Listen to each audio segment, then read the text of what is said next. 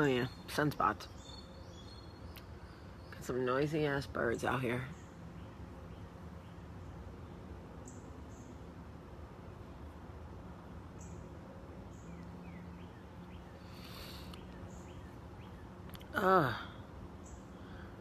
Not like good in nature. Not like a nature girl. Good morning. Good morning. Good morning. Good morning. Good morning. It's Monday. We are alive. It's wonderful. I'm good, Tracy. How are you?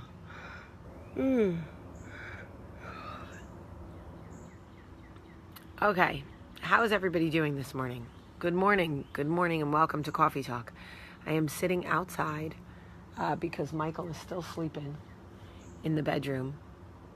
And I'm not talking to Michael, if I'm being honest. So, he can suck a fat one right now.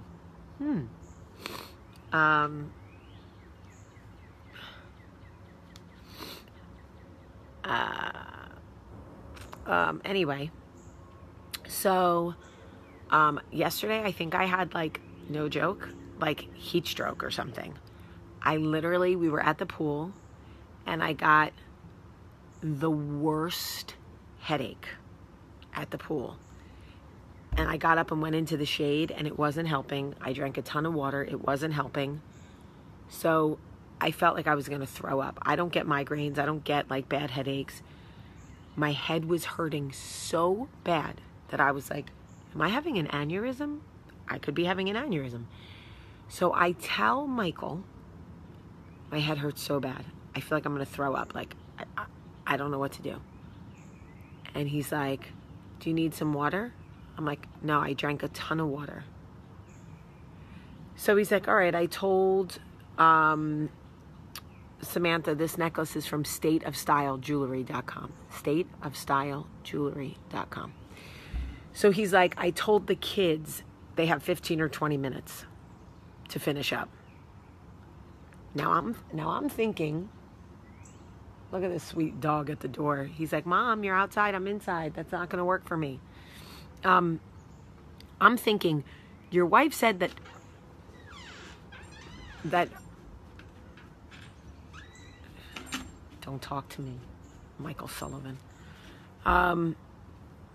I'm thinking to myself, your wife said her head hurts so bad she thinks she might pass out or throw up.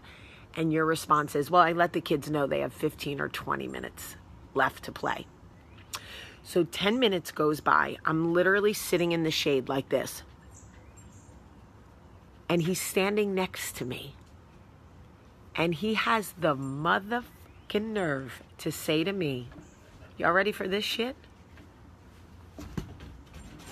He has the nerve to say to me, do you want me to call you an Uber? Bitch, why don't you call an Uber and drive that Uber straight up your ass? How about them apples? Okay? I'm your wife. I feel like I'm dying. Your kids have been in the pool for 2.5 hours. I think they'll be fine if you tell them to get out because their mom is dying over here. And I'm looking at him with a look on my face that is such that if you know me or have ever met me, you can read the face. The face is like this.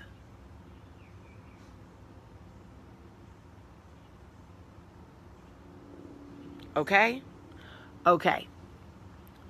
So I'm like, literally feel so nauseous that I'm like, I'm going to throw up in front of all these people at the pool.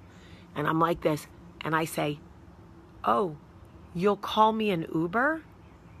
How kind of you. What, did we just have a one-night stand? If you don't get all the way the fuck... I got up. I was like, you know what? I can call my own Uber. You hang out at the pool with your kids. Make sure they're having a good time. I'll see you when I see you. And then, you know what he tried to do? You see what I don't go for? The manipulation, what I don't play anymore because I'm too old. You know, I played that shit in my 30s, and I look back at myself in my 30s, and I go, girl, you spent 2 decades letting men You spend 2 decades letting men manipulate you. Y'all, I am so thankful for my 40s. God, I don't know why I cried about turning 40, Lord, but I am so thankful for being 41. Amen. Amen. You know what he tried to do when I said, you know what? I'll get my own Uber. You don't worry about me. Just worry about your kids. He tried to say, no, you know what? Forget it. We're leaving. And tried to posture up on me like he was about to pull his kids out of the pool and make a scene. Bitch, nobody's making a scene at this pool but me. So, freeze frame. Nah, you don't get to do that now. You're not going to guilt me and make a scene and blase. No, I'm not the one. Right now I got a headache so bad I'm about to shit and puke at the same time. I'm not the one. I'm not the one.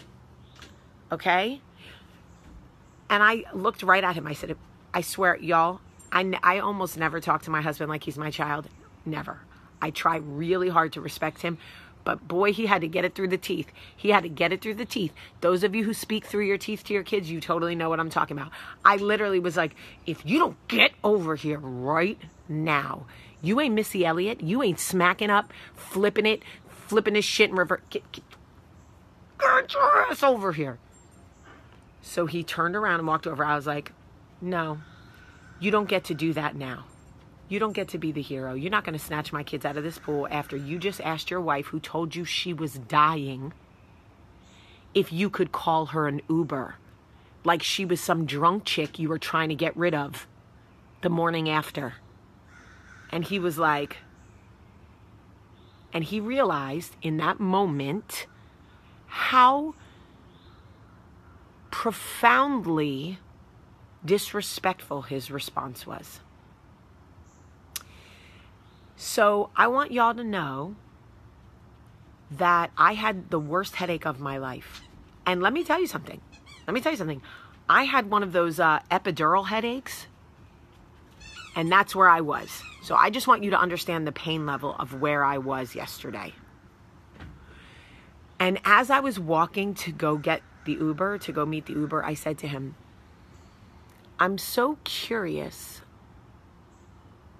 if ever in this life together, I will mean more to you than your children. Will my well-being ever matter to you as much as the happiness of your children? Because if I can be in this much pain and you see me sitting in the shade holding my head in my hands for 20 minutes trying not to vomit, will there ever be part of you as a husband that thinks, I need to get my wife out of here? She really doesn't feel well. Just curious. Just curious. And he just looked at me and I thought, oh, that's what I thought. That's what I thought. It is really sad when you have to make a reckoning in your marriage that you may not ever,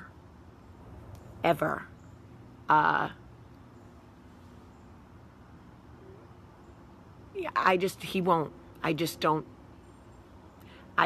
think that he will ever think to put me before his kids. I think Michael wanted children so bad and he really relishes in being a father and he thinks he's good at it. I also think sometimes he doesn't think he's good at being a husband, even though I tell him all the time he's wonderful and I love him. I think it's a matter of what he feels. It's not a product of me. And sometimes you can't make somebody feel something. And his children give him a lot of constant reaffirmation about what an amazing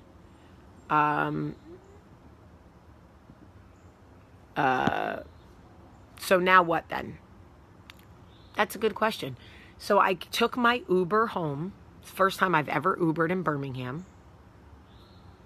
And I took a shower and I got in bed, and for 2 hours I could not lift my head off the pillow.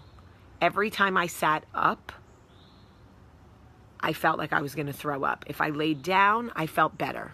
So for 2 hours, I laid flat. And then I started to feel better. And then I ate dinner and I went to bed really, really early, and thank God I feel better this morning. But I wasn't even really going to tell you guys that story, but I don't know. I just can't imagine, like, if I ever saw Michael sitting somewhere and Tom Westman, I don't even know where that came from, okay? But, like, this is why people struggle with people who believe in Jesus, okay? Because you can't throw that Jesus saves bumper sticker on every situation. You just cannot. This is why before I was a believer, I couldn't hang out with believers because it didn't make any sense to me. Girl, I got a splinter. Jesus saves. Ooh, my tit hurts. Jesus saves. Oh, my hair won't grow. Jesus saves. Just stop. We know. Jesus, we got it. But sometimes in your everyday real life situation, you want to have a conversation. You don't want a bumper sticker over your mouth that says Jesus saves. Okay? I know I'm wearing a cross. So what? So what? I believe in Jesus. I love Jesus. Do you go to church together? Oh, Jesus Christmas.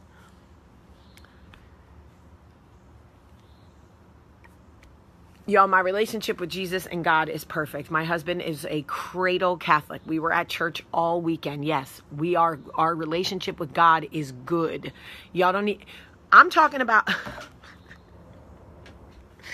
anyway, let's go to the everyday habit, please, that drains our energy, okay? Because I definitely was suffering some sort of heat exhaustion or heat stroke yesterday that was so awful, I wouldn't wish it on my worst enemy. Okay? Okay. Here we go. This weekend, physically, now this doesn't happen, this has nothing to do with my headache, so please don't say it does, because it doesn't. This weekend, I decided I was going to eat whatever I wanted. We had all these celebrations for Father Bob. And my mother-in-law, like, she's great at putting out, like, snacks and chips and things like that. Now, I can't eat gluten, so there were potato chips. And potato chips are gluten-free, and everybody was, snacking, eating, whatever. Long story short, I kept eating potato chips. Y'all, I ate potato chips like it was my, job. Like someone was paying me to continue to eat the potato chips. And I realized that I felt awful the next day. I had no energy. Everything was swollen. I couldn't get my wedding ring off. I swear, like, I'm not even kidding. My girl bits were swollen. Like, everything felt gross. My mouth felt gross. I like I said, I had no energy. Like, I just felt like, and I realized that poor eating habits is a direct correlation to the energy we bring to life, to our days, to our emotional well-being. If you make poor eating choices, you will feel terrible. You will feel terrible. Our eating habits are a direct correlation to the energy we bring to our life.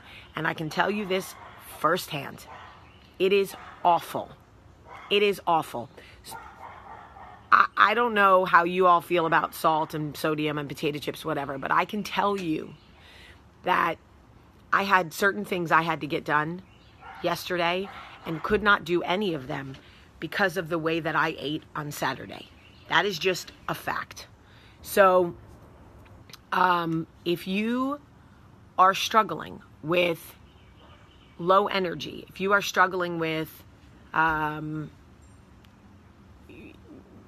emotional discourse, or you feel unbalanced, you need to look at the fuel you are putting into your body. This is not about being skinny. That's not what I'm talking about. I'm talking about really dissecting your eating habits and following that trail to see what is having a direct effect on your energy and your emotional well-being. Because if you think that your food does not have an effect on how you handle your day-to-day life, you are crazy. I don't drink enough water. This is what I know. Yesterday out at the pool, I drank 100 cups of water, literally 100 cups of water. I don't think it was enough.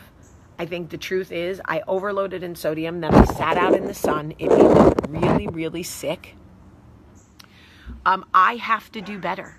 I have to do better. I have too much responsibility in this world, to Coffee Talk, to my children, to my marriage, to my job, to myself, to make such poor eating choices. And this is not a battle of like, treat yourself. This is not like, well, Jamie, you never treat yourself. I treat myself all the time. It was gluttonous behavior what I was doing. Gluttonous behavior. It was... Hi, Bugaboo. Good morning. What, lover? Get dressed and then come down. I love you. This is what I'm going to tell you.